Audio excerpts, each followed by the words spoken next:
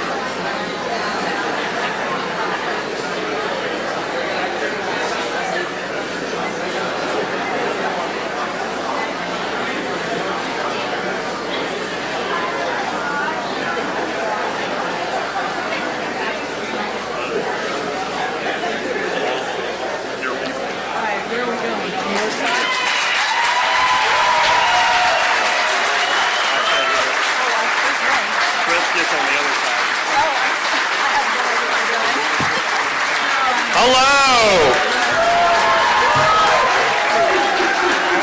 Great to be at the Villages. You guys seem to be doing very well, as always. Thank you for coming out. and we're excited to be here. Really a historic, record-breaking year for us, and we're going to put the Johnny Hancock on today's budget for the next fiscal year, and we're going to go over a lot of really significant things that we were able to accomplish with that. But I also think it's important to point out before we do that, we had to operate, certainly as the legislature was considering the budget, but then in particular, as I've been considering it over the past many weeks, we have to look at what we're doing against the backdrop of what's going on in Washington, D.C. And particularly, there's a fella by the name of Brandon that people talk about that we have to contend with. And I see this news report where Biden is so frustrated that his approval ratings are in the toilet. He can't understand it. He's lashing out at his staff. He's blaming other people. He's blaming the media, even though he gets the most sycophantic media coverage that any president has ever gotten, compared how they treated Trump to how they treat Biden. It's night and day. And so he's trying to make excuses, and I'm just thinking to myself, you know, what has he done since he came into office? He immediately waged war against American energy production.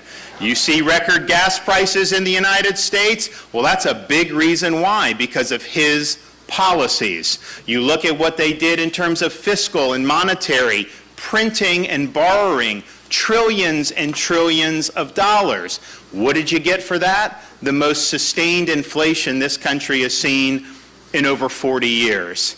He advocated for and imposed mandates and restrictions related to COVID, including having people fired from their job based on getting a COVID jab or not. That has had a hugely negative impact on the economy, and he failed to take leadership and take decisive action to alleviate the supply chain crisis that we've seen really beguiling not only this country but places around the world. And so he has created the circumstances that have led to this resounding disapproval of what he has done. He would have been better off, and we would be better off, if he had simply got into office and did nothing than what he has done so far.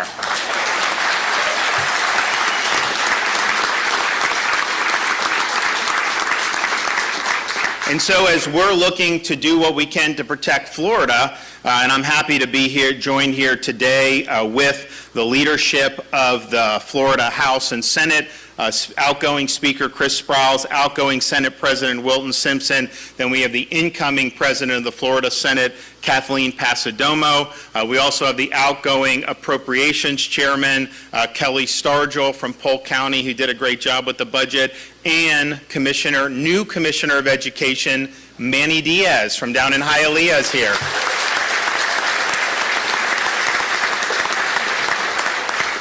And so what we really had to do was, yes, if you look at over the last couple years, we kept Florida open. We protected people's rights. We saved countless numbers of jobs in people's businesses and made sure kids had the opportunity to be in school in person. And all of that meant we have outpaced the nation on virtually every indicator. Better job growth, better business formation, better economic growth, record-breaking tourism in 2021. And in the most recent quarter, Florida has represented 45% of all foreign tourism has come to the state of Florida of the United States. That's a massive share. We currently now have, by far, the largest budget surplus in the history of the state of Florida, and our revenue comes in strong all the time. And if you look also in terms of education, these lockdown states that, the unions locked these kids out of school, they didn't want them in class, and the result has been huge learning losses, unprecedented learning losses. But even Harvard admitted Florida, we've seen no widening of any achievement gaps between rich, poor, black, white, because we actually had kids in school. And so that's going to have a huge impact, negative in these other states, and we will have mitigated a lot of the damage by having it here in Florida. And you can't put a price tag on that. You can't put a price tag on opportunity for kids and making sure parents have the ability, and of course, separate from the budget, we believe that when parents send their kids to school, it's for education, not for indoctrination, and we're going to hold that line in Florida.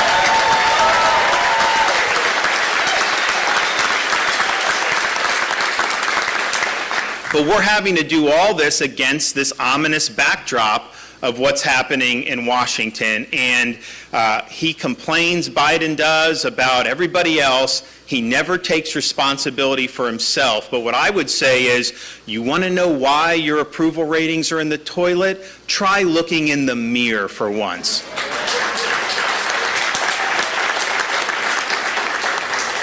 So what we're doing in the budget is making sure that we're meeting the obligations, making sure we're funding key priorities, but also protecting the state against what very well may be a Biden-induced recession. And one of the reasons we've been so insistent on maintaining significant reserves and budget surplus is we don't know what's going to happen in the intervening months and years. And you see the inflation. I can tell you energy is not slowing down. You absolutely could have oil at $150 or even more dollars per barrel relatively soon. I think we're going to end up having a national average for unleaded of $5 a gallon very soon. And I don't think we're going to get much under that throughout most of the summer. And we just started basically driving season with Memorial Day, and it's gone up dramatically. He says there's nothing he can do about inflation. You know what? You could unleash American energy production. The gas is driving the inflation more than anything.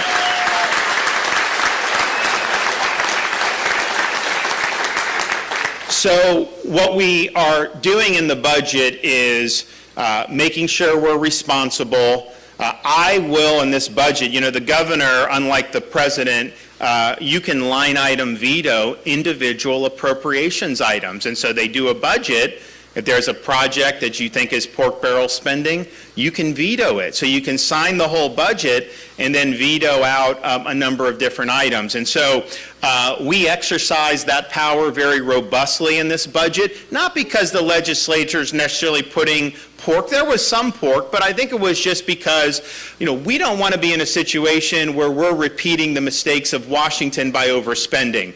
The fact that they cranked up the printing presses and have borrowed and spent and printed all this has left us in the mess that we're in now. So we want to make sure we're responsible. So the top line number for our budget that I'll sign is $109.9 billion. Now, what does that mean? Is that a lot? Is that reasonable? Well, the state closest to us in population is New York State. We have 3 million more people than New York State, and their budget's over twice as large as the state of Florida's budget. And so we're very responsible. Our services are better, our roads are better, our schools are better.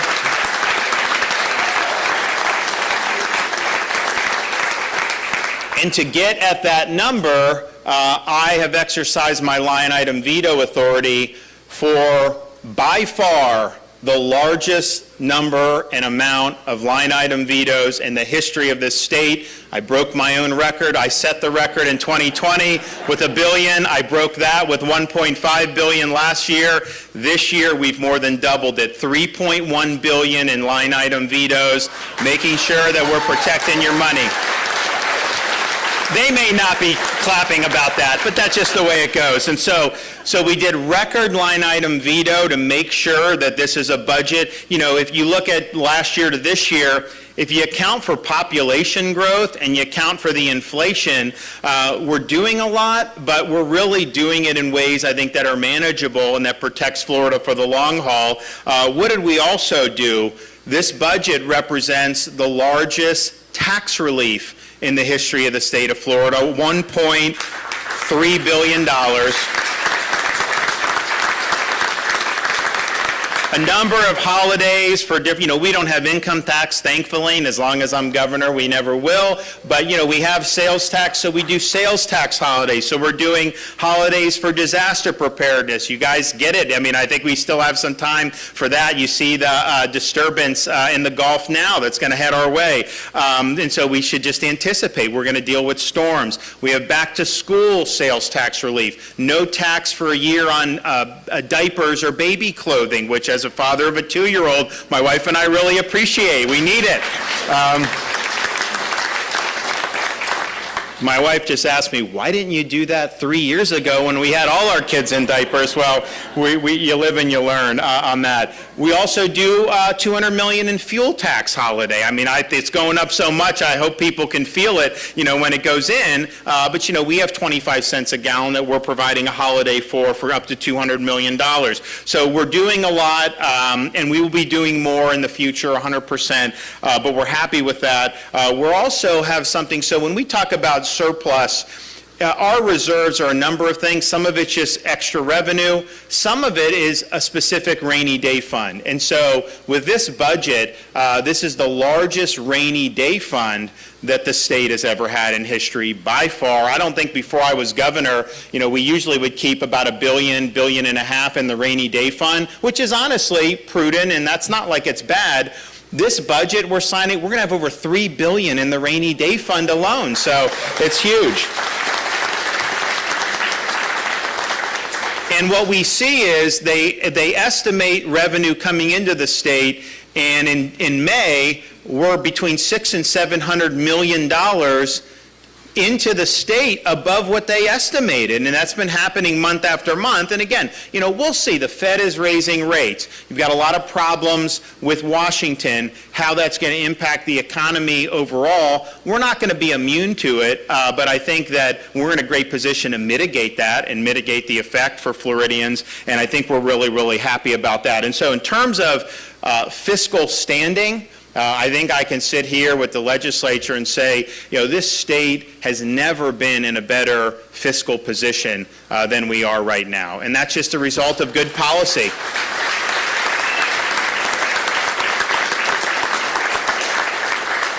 What does that mean in terms of meeting priorities? You see the big surplus, you see the tax cuts, you see the record number of line item vetoes, you see a budget that is much more fiscally responsible than some of our competing states, and yet even with all of that, this budget has the highest amount of per student funding for K through 12 schools in the history of the state of Florida.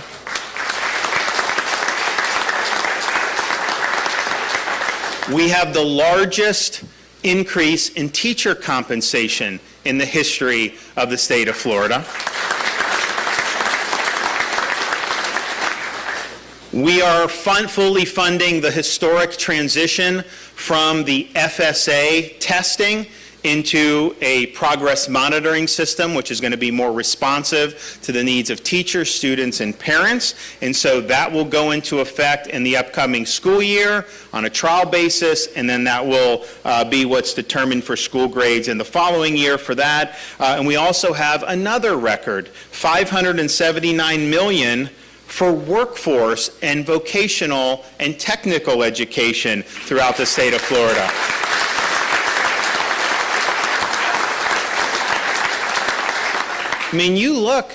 You make signing bonuses for truck drivers, $15,000 they'll give you to start. Walmart is $110,000 for truck drivers for starting. You look at HVAC, welding, all these other things, no debt. You go in and you're making a really good living. And we just want people to know that there are multiple paths in life that you can take. We're very excited that in our budget for higher education, we fully funded Bright Future scholarships for great high school students. And you do know, because of what they've done recently, grandparents in Florida can claim in-state tuition for their kids if they have, they have to have a certain performance. High-performing. High-performing. So any of you that have high-performing grandkids in some of these other places, we don't let them raise tuition in Florida, so you can go and you literally don't have to go in debt at all if you don't want to, and you can graduate in 4 years and end up debt-free and doing well if you get that in-state tuition. And so that's a great perk, I think, and I think it's very appropriate for a lot of our senior citizens to be able to continue to help their families.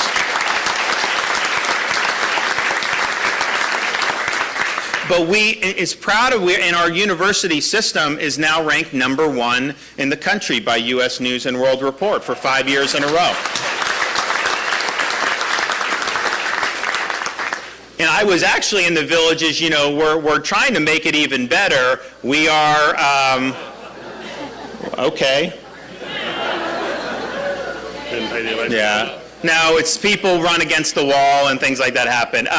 We're trying to make it even better. I signed legislation here in the Villages a couple months ago, starting this year, all tenured professors undergo review every 5 years. And so these are important for accountability.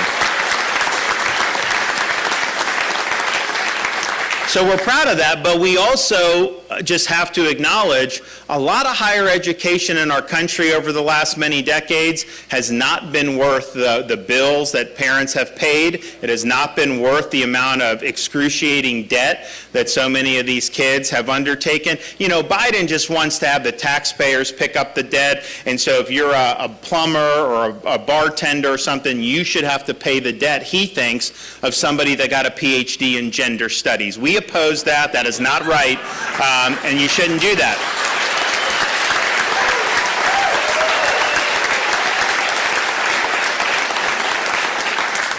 But at the same time, look, I would be in favor of putting these colleges on the hook for this debt, because they have facilitated this, they have benefited this, they've grown their budgets for administration and facilities tremendously, and they want students to take 6 years to get a degree, because that just means more loan money for them. So let's make them have to back this, and then you'd be able to get some relief where they would be the ones responsible. But it shouldn't even have to come to that. You should be able to provide students the options to go the best pathways available, and a 4-year brick and ivy university is not the best for everybody.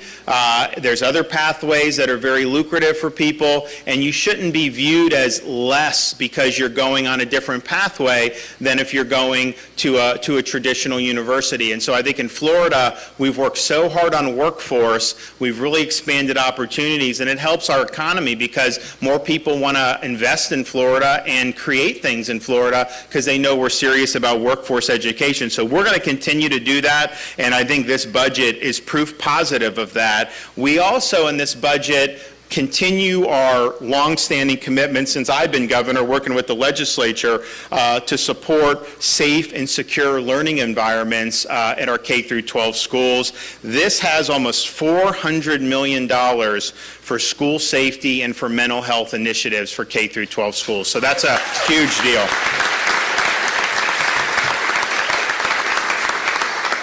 We're doing more than has ever been done to help families served by the child welfare system. We're helping Floridians with disabilities, and we're also helping our veterans. This budget has more than $1 billion additional dollars going to rate increases per providers that are serving vulnerable Floridians, including people with disabilities. And if you think about it, you can have these programs, but if you don't have people that can go deliver the services, and fact of the matter is there were people that could make more working at Wawa than they could doing to service some of our needy. And so the legislature put a huge commitment, a huge increase there, and that is going to make a difference. You're going to have more people that are going to be on the job, and you're going to be able to serve our elderly and our folks with disabilities much more effectively than we could. We've also done $361 million for foster care, adoption, and the child welfare system. We've put more money to increase the attractiveness of adoption and being a foster parent than has ever been done in Florida history. I mean, our view is everybody counts, and everybody should have a right and an opportunity to do very well in life, regardless of their initial circumstances. And so you can say that, but here we're actually following through with a great commitment. And one of the things I'm really proud of and have spearheaded since I've been governor in terms of health is we've got record funding for Alzheimer's disease initiative and the community care for our elderly program through the Department of Elderly Affairs. And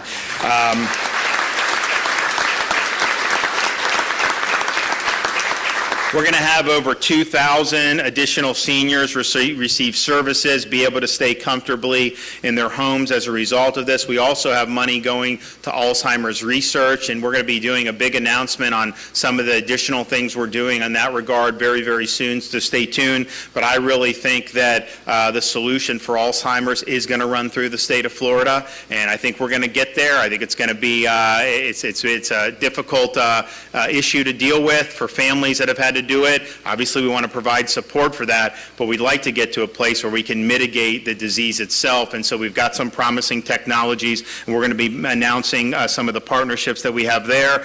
We have almost $100 million to combat the opioid epidemic in the state of Florida, and this has been a huge thing. If you look now in our country, the #1 cause of death for people 18 to 45 is fentanyl overdose, and it's pouring across the southern border. Obviously, you still have things with like prescription opioids and things like that, but mostly this is illicit fentanyl made in China, yes, but brought across that porous and undefended southern border, and they're coming over in droves with no end in sight. Another unfortunate failure of the Biden administration. Very early on, he opened the border, and the results have been catastrophic for what he's done. So we're doing what we can here in the state of Florida, and we're proud to be able to do it. We're also proud to be a law and order state. And if you think back, it was about 2 years ago where we saw some of the worst rioting in the history of our country. You didn't see that in Florida, though, because we would not allow that. And we had law enforcement ready.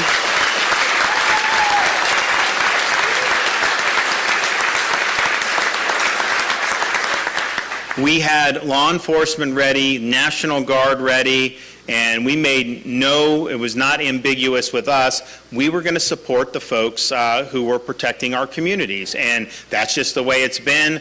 The last budget, this current fiscal year ending June 30th, we did $1,000 bonuses for every police, firefighter, and EMT in the entire state of Florida. I asked the legislature to do it again, and so this budget will include, for the second straight year, $1,000 bonuses for all sworn law enforcement, fire, and EMTs.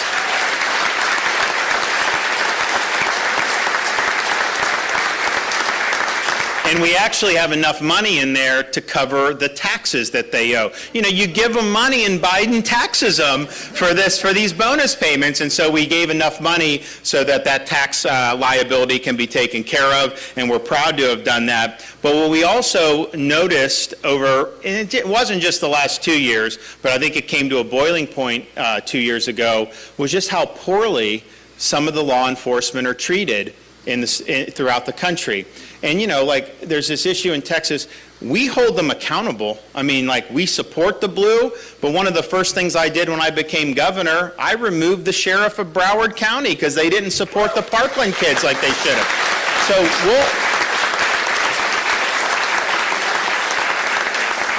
So we have high standards, and we expect people that wear the uniform to live up to those high standards. But I'm happy to report in Florida they do that. And when they don't, like we saw 2 years ago or 3 years ago when I came in, you know, we hold them accountable, and we'll continue to do that. But I think the morale is so low because good, hardworking, brave people have been treated so poorly by these mayors and these states across the country that you've never had morale lower, you've never had less support for them, and a lot of them just want to get out of these places, and they want a place where they're appreciated. So we've sent the message, this is a great place to be for law enforcement, and we're going to do that by facilitating people who want to go into the profession from Florida who've never been in, but also people that are transferring from Chicago or Seattle or Minneapolis. And so this budget includes the money for a bill I signed a couple months ago.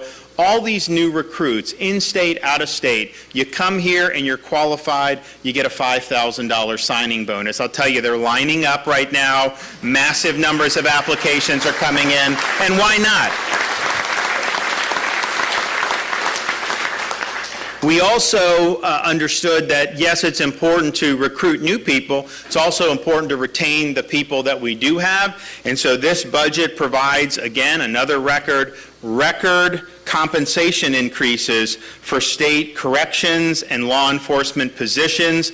And the average increase is going to be about a 15% increase in compensation. That is even better than Bidenflation.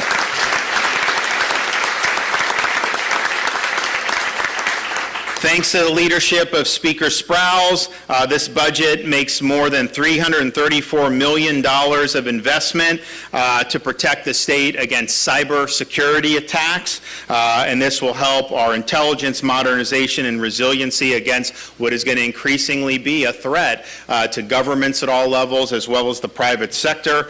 We also have, and so we've done a lot with fighting Biden on the border. We're currently suing him in the Panhandle, and we're winning the case, about catch and release. He shouldn't be able to release people.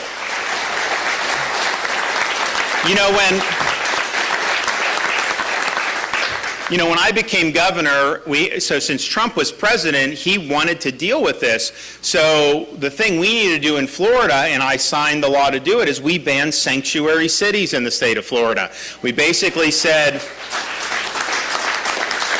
there's no law-free zones, and especially when you have these folks who are committing criminal offenses, it needs to be automatic that the feds pick them up and then they send them back to their home country. So when Trump was president, I was governor, may have, some people are in our prison system who are illegal, who have like 20-year sentences, 10-year sentences. Some of them committed really bad crimes.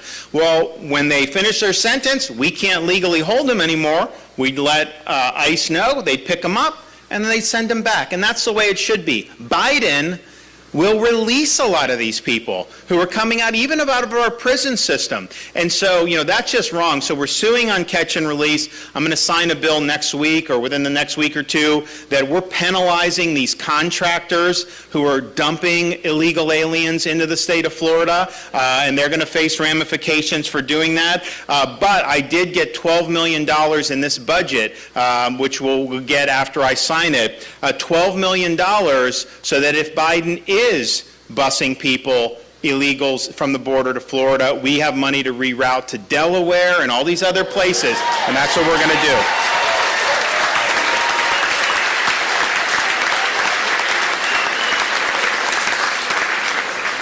We also understand how important Florida's National Guard is. When we have storms, when we have other issues, they were very supportive, for example, during COVID when we were distributing supplies and testing and medications and all the things that we did, and we were happy to do and saved a lot of lives in the process. But we have one of the lowest guardsmen to citizen ratios in the country. We've wanted to expand the National Guard for a long time, but we've not gotten the federal approval that we need to do it. And so I'm looking at it saying we need to take action here. But I also saw what they're trying to do to these National Guardsmen by kicking them out based on the COVID vax. And so we did a special session, protect everyone in Florida to be able to opt out of any of those mandates. But push may come to shove when it comes to the military. And so I was like, if we had our own state guard that didn't report to the feds and was not obligated to follow those mandates in the first place, then these people wouldn't even have to worry about getting kicked out. The military in our country is kicking out people who have served honorably and with distinction based on this vax. And most of the people they're kicking out have already had COVID and recovered from COVID and have immunity through prior infection. And so and they say they need to do it for good order and discipline. No, you're destroying good order and discipline when you kick out good, honorable people. But that's what they're doing. And so in Florida, we think that's wrong. And so our state guard will report to the governor, and we will not be mobilized by Washington, and they cannot impose mandates on our service members who are in the state guard.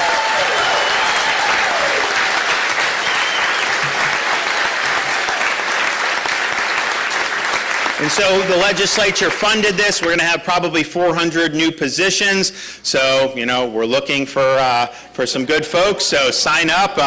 It's going to be, I think there's a lot of people that are interested in it, but that's really important. And, if you do have a storm, if you do have certain situations, to be able to have more personnel as a force multiplier is going to make a huge, huge difference. We also, following along what we did legislatively, we did the last 2 years the strongest election integrity anywhere in the country. If you look at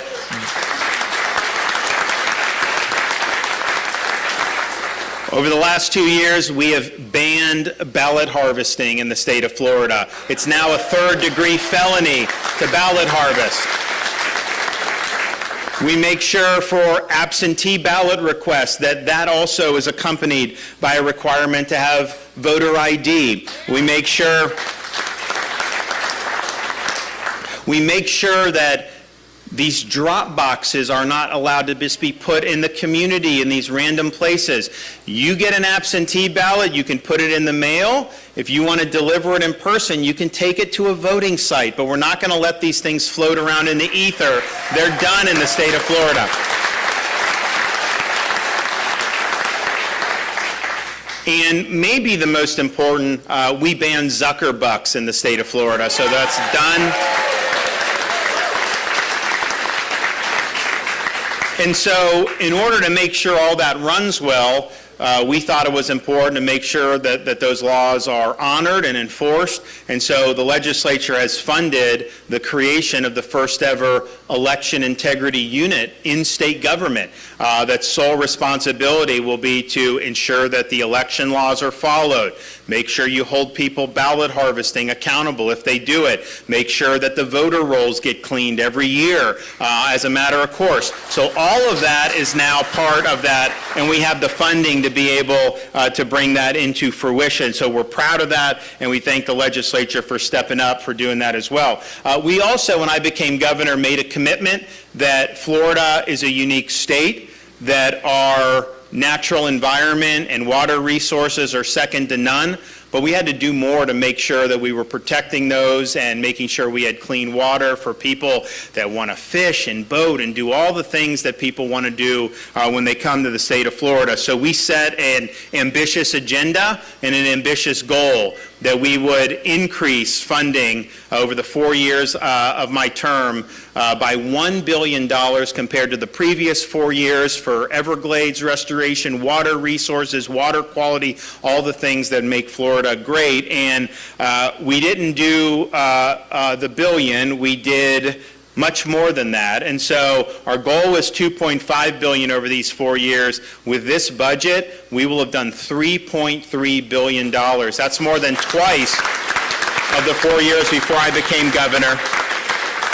And so we have things like projects that are going to make a huge difference for our Everglades and key areas. We have money to research things like blue-green algae and red tide. We have prospects for mitigation, which honestly, they actually work. You just got to figure out what side effects that may have. So we've got labs working on it. Really, really excited. People really weren't paying attention to this as much before I became governor, and now it's been all systems go. So this budget is probably the best budget for conservation and water quality in the history of the state of Florida. So thank you for doing that.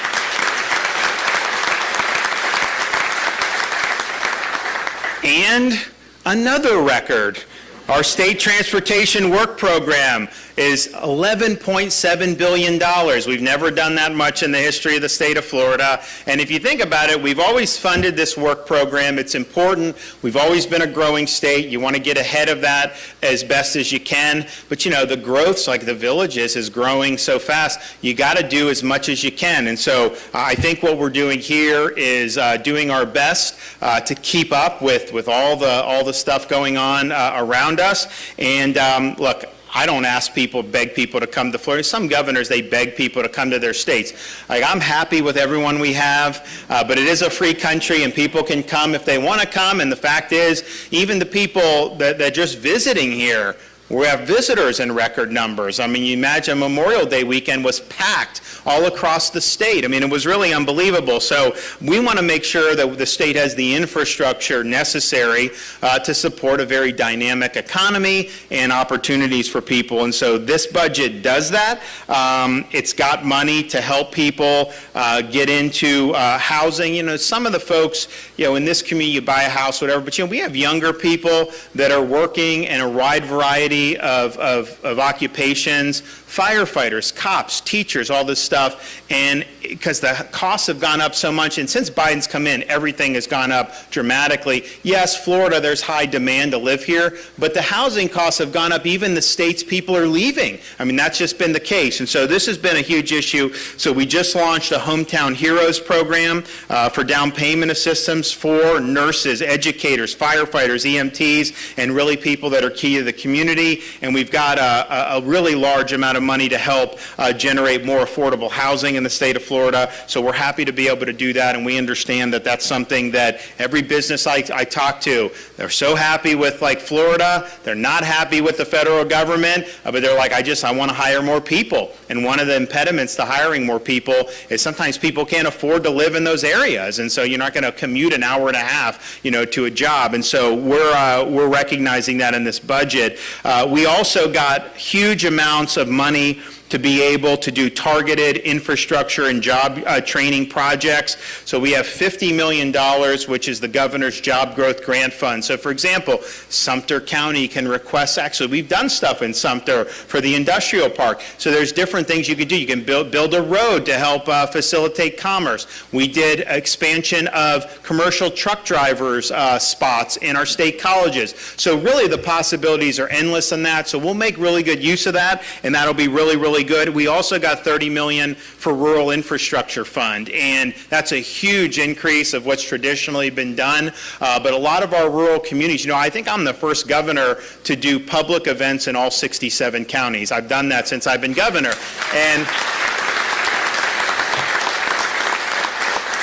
And a lot of times people say, well, politically, do you need to go to a rural county? There's not a lot of people, this or that. And politically, maybe you don't, but it's the right thing to do. So we've made sure to support rural infrastructure, job opportunities, and it's really gone a long way. So I want to thank the legislature for doing that. So when you look at all this that we're going to sign into law today, this is really record-breaking across the board. However you slice it, record-breaking tax relief, record-breaking line item vetoes, record-breaking budget surplus, record-breaking education, record-breaking environment and conservation, all across the board, and I think that's a sign of good governance. I think that, as much as people like Biden always like to attack Florida, maybe he can learn a thing or two from what we're doing in Florida, because it isn't working out for him the way they're doing it.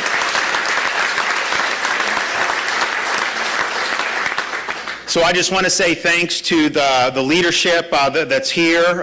Senator Simpson and Sprowls will, have been able to say over these 2 years probably more significant achievements than has ever been done. I mean, my first 2 years were very good, and I think those were very good, but I mean, you compare, I think we outdid ourselves in these last 2 years, and so they should get a lot of thanks from the people of Florida for being there and helping with it. Also, Senator Stargell on the appropriations, Jay Trumbull is here, who's the House Appropriations Chairman from the Panhandle up in Panama City. I want to thank him for being a good partner for us, and then Manny is now going to be, as Secretary of Education, implementing a lot of the great policy and the funding that we have in this year's budget. So we're prepared for what Biden throws our way.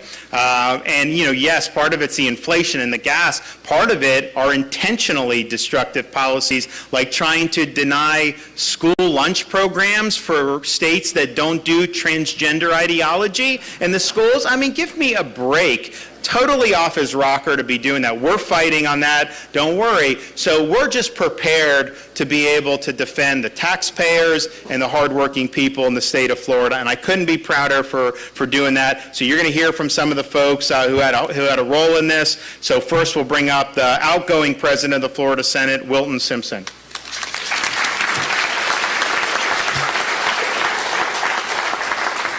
First of all, I just want to say thank you, and how about Ron DeSantis, America's governor?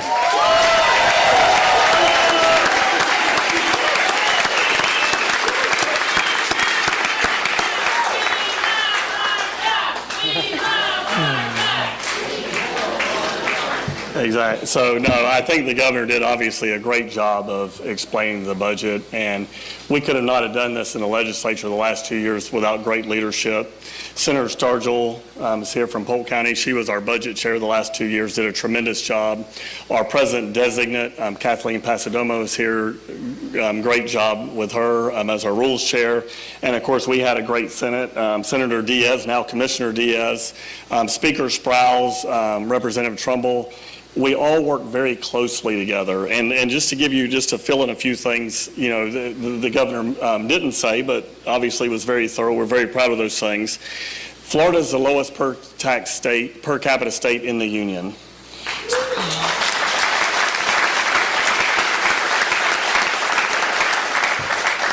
I've now served 10 years. In the last 10 years, we have cut taxes by $10 billion.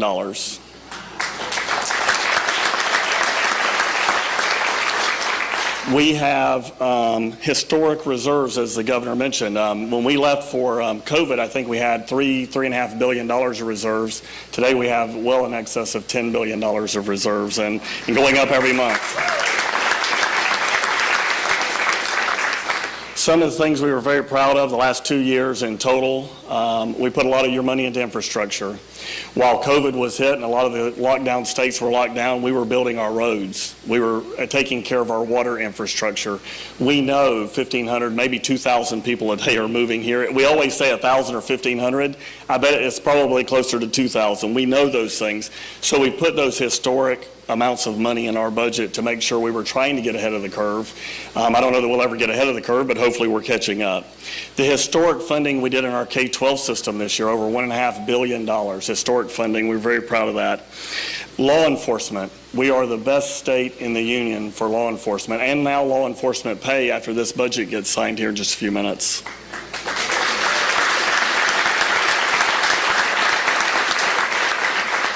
Last thing I'll mention, this last year, 3 years ago, there was a constitutional amendment in this state done that said you're going to pay everybody $15 an hour by 2026. And of course, that was traumatic at the time. We thought, how are we going to, a lot of small businesses are going to go out of business between now and then because you can't afford to pay $15 an hour.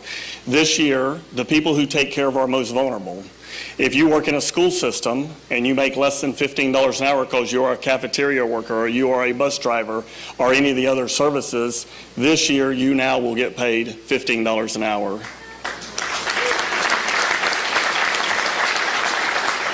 If you take care of our most vulnerable in nursing homes, the APD and other areas that are contracted with the state, you will also make $15 an hour. And so we're very proud of that.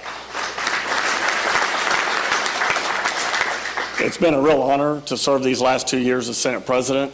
Officially, it will be over in November. I've served now 10 years in the Senate, my first elected job, and it's been nothing more gratifying to cut the taxes, roll back regulation, stimulate business, and then lead and help lead through the pandemic with this governor. It remains, Florida is now, and I believe will remain into the future, the best state to start a business, find a job, or raise a family. And thank you, Governor DeSantis, for all your leadership.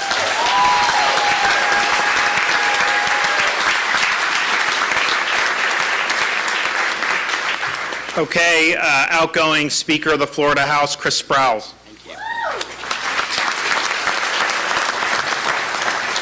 Thank you, Governor. You guys have heard a lot of great news already today about this budget. Over the last week, we got the new estimates in for the month, for this past month. We were $838 million over estimate in the state of Florida, over $2.1 billion the last couple of months. But I believe, and I think you'll probably share this opinion, that those estimates are overestimate. This budget is as good as it is for the people of Florida for one reason and one reason only, and that is because our governor kept our state open.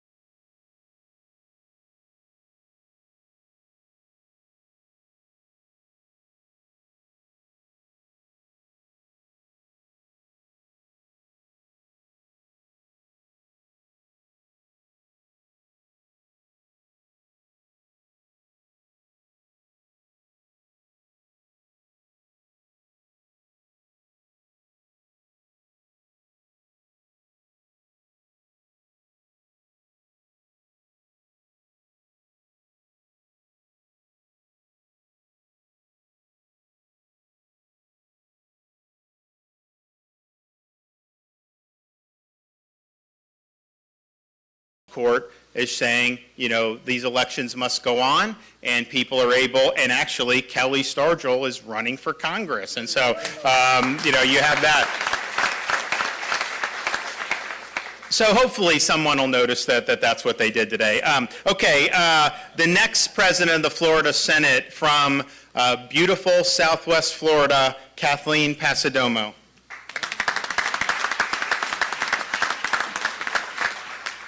So the biggest lie in Tallahassee is, I shall be brief. When somebody says that, you might as well put your pajamas on and take a nap. But I shall be brief because the governor gave a really thorough and comprehensive explanation of the budget, which I really appreciated because I'm taking notes. It's been an honor and a privilege to serve with the people behind me, all of whom, except for Representative Trumbull, who hopefully be joining me in the Senate. And I just owe them a great deal of gratitude because to get where we are with the governor to a fabulous budget, we passed some amazing bills that you've heard about. We've done so many things that will help you and your families, and I'm really proud to serve in the Florida Senate. So that's my brief remarks. Thank you, Governor DeSantis, for how tremendous you did this year.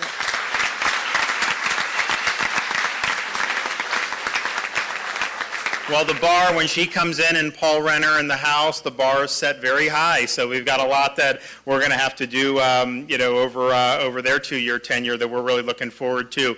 And that the good thing about working with the folks up in Tallahassee, there's issues come, go. We agree on most. We don't always agree on everything, but you know what?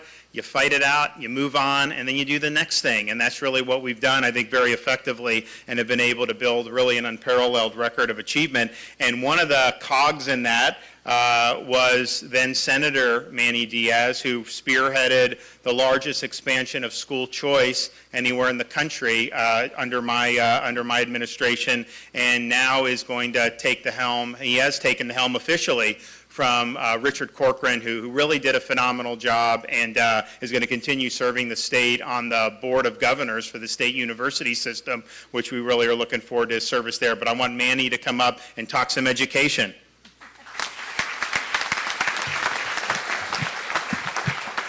First of all, I want to thank Governor DeSantis for including me in this historic moment. It's an honor to have been able to work on the budget with my colleagues behind me in the legislature, and now to have an opportunity to be a part here of the signing of the Freedom First budget that will break records as it relates to education funding.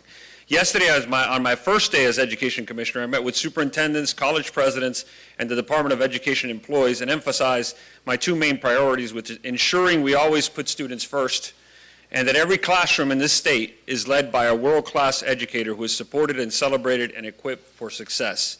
The Freedom First budget that Governor DeSantis is about to sign shows that Florida's leaders are just as committed to those two priorities.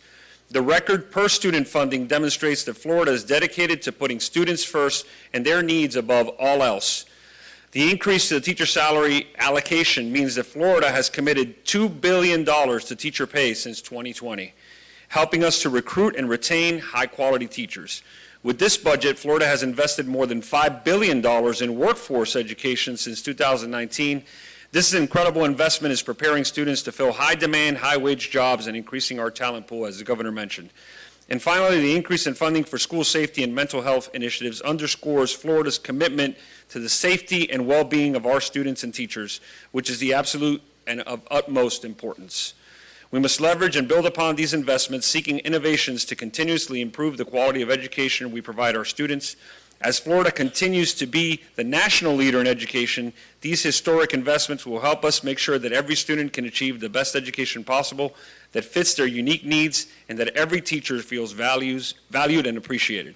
I'm extremely thankful for the bold vision of Governor DeSantis set to make Florida the education state. He truly is the education governor. Thank you very much.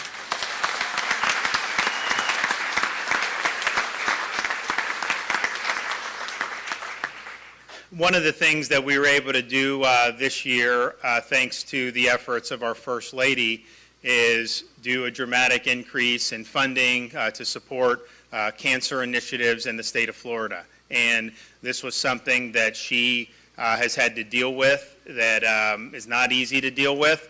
She's done it very, I think, resolutely and bravely, and I think she's really been an inspiration to a lot of people throughout this state and really throughout our country. And so she couldn't be with us here today, but I do think it's special that not only in this budget is a record $100 million to support those efforts, but thanks to Senator Simpson and the Florida Senate, they actually named the appropriation after our great First Lady, my wife Casey. So thank you. And we'll make it official.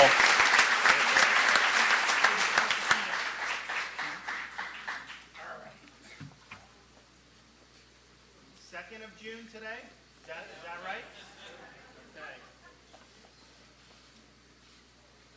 Good deal.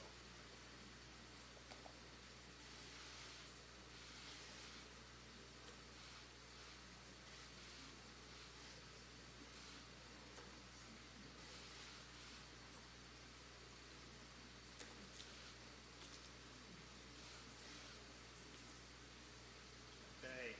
That is in the books for us right here.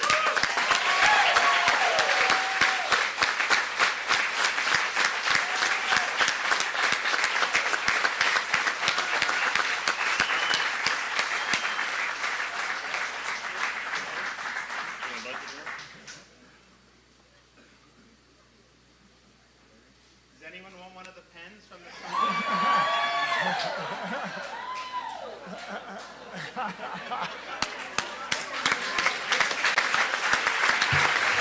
Well, thank you all. God bless you. Freedom First budget we delivered for the people of Florida. Thanks so much.